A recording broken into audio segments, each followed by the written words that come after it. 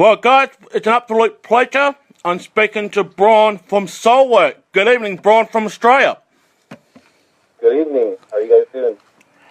And I've got to say, the reason why we're talking is that you guys have just done, for the very first time in your career, a live DVD, Blu-ray, and a 2 CD that will be released in March this year.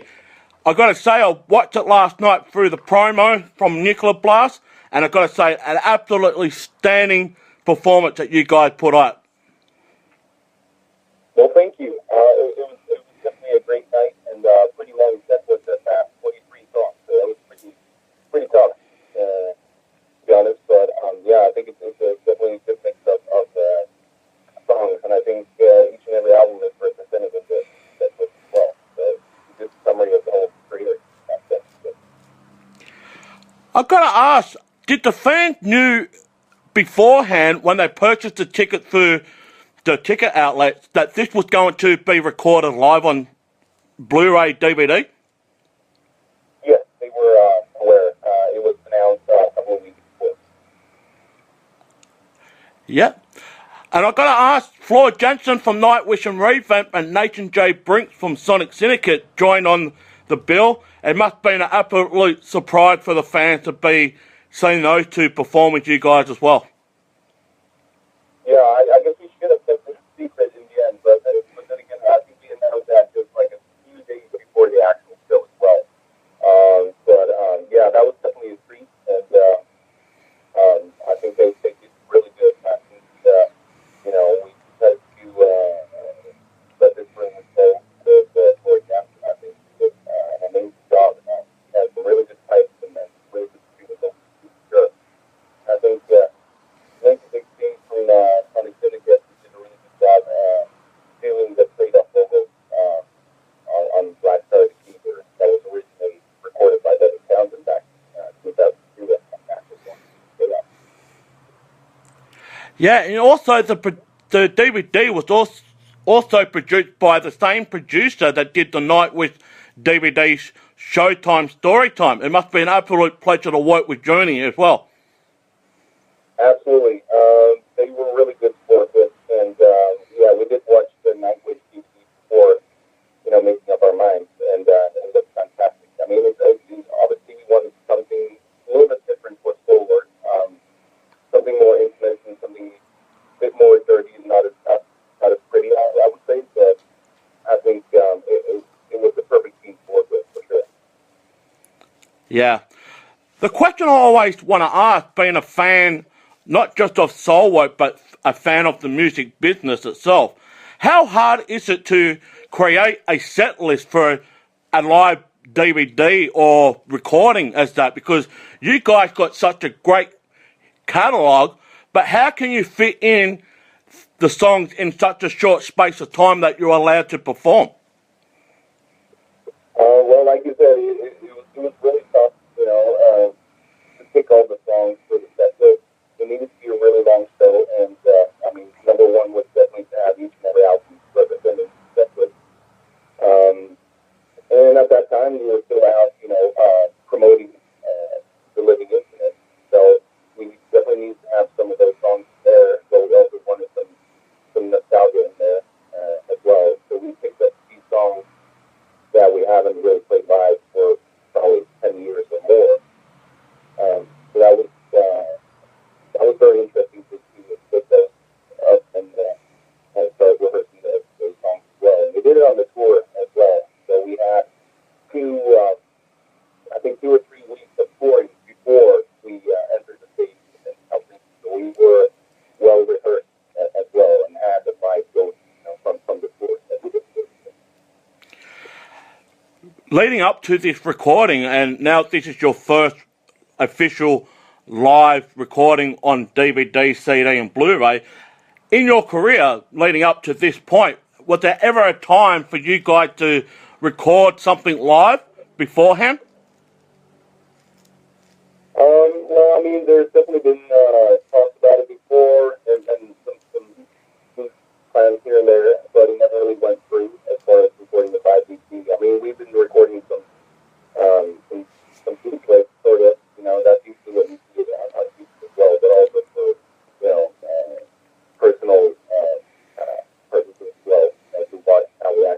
Yeah. how we sound. So, but never really anything official. So yeah, I mean, it is the first real thing, and it was filmed with 12 cameras. So that makes it a lot cooler as well. Sure.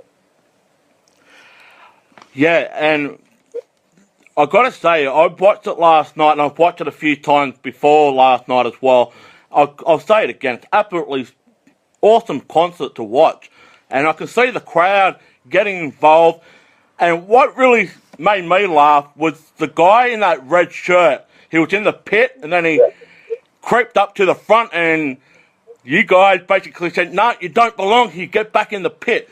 That was for me was the way that you interact with the crowd. The crowd was really getting involved. They were having such a great time, and it is about having fun and having such a good time. But what you guys put out to the audience that night at Helsinki last year, absolutely awesome.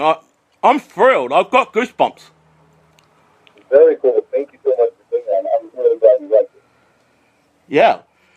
I want to ask, going back to the set list of arranging the songs that to be played live on the DVD, CD, and Blu-ray, was there ever any other songs that you rehearsed that left out off the set list that was officially the final set? Well, I'm trying to remember. I don't think I can remember exactly what songs, but we did try out a couple of other ones that, we kind of, especially some old songs that we just felt like, you know what, this is not really working. It's not as good as it used to be. Not saying that we can pull it off. We definitely could. I think we've grown a lot as musicians. It was more, it just didn't feel right. Kind of hard to explain. When you think something old up, you try it out, and it doesn't really, Yeah. lock in. Yeah, that was. Yeah, it's just surprising that for so long in your career, now's the time to bring something out like a live CD or a live DVD, something for the fans to have. And it's actually like a thank you. It's almost like a thank you for following us over this year, and this is your testimony, or this is our thanks to you guys, the fans. Yeah, I mean, it really feels that way, and Yeah. I think it's a really good thing that we waited this long to release our first DVD. It is sort of a best of feeling and a thank you feel to it, and that's why we wanted to say that as well. I think it's a long journey for sure. We've had some really loyal fans, and who have been fine with us, developing our music a lot. We sound a little bit different than, when we started out, and a lot of people have developed with the music. So I think it's a great summary and a great testament. Yeah. The question I want to ask now is, were you surprised or thrilled by what you heard when you played it back for yourself? And also, with the CD, the double CD compilation with it, did you have to do any dubbing to fix little certain parts up to make it sound the way it sounds live? Well, I mean, there's been a few edits, but nothing major. I mean, every band out there who records CDs nowadays, there's going to be everything. So it's nothing that sticks out, but it's nothing major. What you hear on that is really cool thing. It's the real deal. Sure. Yeah. Because the reason why I asked that question, I'm a fan of a lot of bands over my life, and when they bring something out like a live CD or a live album or whatever, it's almost like a make or break for them, especially back in the 70s when it was very rare to hear a live CD or even a VHS or anything. But nowadays, a lot of bands have been doing it quite regularly now. Do you see the new transition now that the fans really want these live recordings now? I would think so. I mean, obviously, there's going to be a lot of people watching on YouTube. There's so much material. Obviously, a lot of bootlegs and film with cameras, like with your iPhone camera or whatever up there. But it's also nice to get the real deal, the actual physical copy of a DVD, and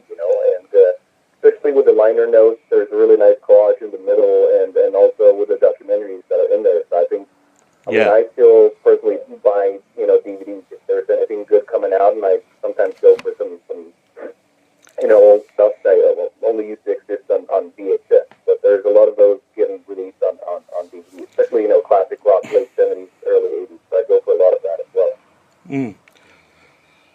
What I know with a lot of bands too, especially when they go on tour, they mainly have the same set list throughout the whole duration of the tour. Sometimes you will see the song change in the order of the set list, but predominantly it's the same type of set list. Have you ever done that over your career, like while you're on tour, that was the set list, or have you changed it every night? We definitely don't change it every night, but there's been some changes every now and then, especially when there's a couple of songs that you're not really sure how they are going to work live. You try them out, and then you exchange them, especially if there's, you're touring for a new album, you want to try the different songs out from the latest album. So we've done that, but then again, I mean, our band is we're spread out all over the planet, so we can't really do any spontaneous rehearsals. It's usually pre-production before tours or, recording an album. But, yeah, sometimes, you try different songs out, what works better from the latest release. Well, once it gets released in March on the 21st via Nuclear Blast, what's the plan for Soilwork? Are you doing more touring? Well, I mean, we're currently in the studio recording our 10th album, so there's a lot of things going on right now. Yeah. And promoting the DVD and in the studio at the same time. I mean, it's shaping up to be a really good album. It's going to be mixed sometime in April, I think, and released after the summer. I would think around October. So there's not a lot of plans for, doing a lot of touring before then, but we do have two shows in Sweden and one in Norway coming up late October, I think. Yeah. You guys planning on coming down to Australia anytime soon, say the next year or next summer? Hopefully the end of the year, once the album's out, and I think, it's very important. Yeah. For the end of the year or beginning of next. When was the last time you actually guys came to Australia, if I can remember? I'm trying to think here. Was it... Yeah? I think it was in the end of 2013 then. Yeah. So it has been a while. I think, that's when it was the last year. Yeah. Well, I've got to say, it's an absolute pleasure to have you on, Bjorn. I cannot wait to get the physical copy from my local record stores here in Australia, even though I have watched it via the promo from Nuclear Blast. I cannot wait to actually hear it on the CD. I cannot wait. But guys, check it out. It'll be out on our shores next month in March. Get it, because this is something that you will definitely thoroughly enjoy.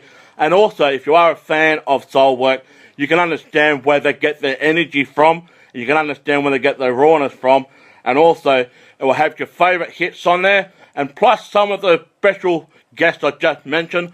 Floyd Jensen, who just now signed with Nightwish, and also Revamp. And also you got Nathan J. Briggs from Sonic Syndicate. But Brian, we want to say thank you for joining us. It's all the time we got for. And we'll speak very, very shortly, and hope to see you in Australia very soon. Thank you so much. Thanks for having me on the show. Thank you. Take care.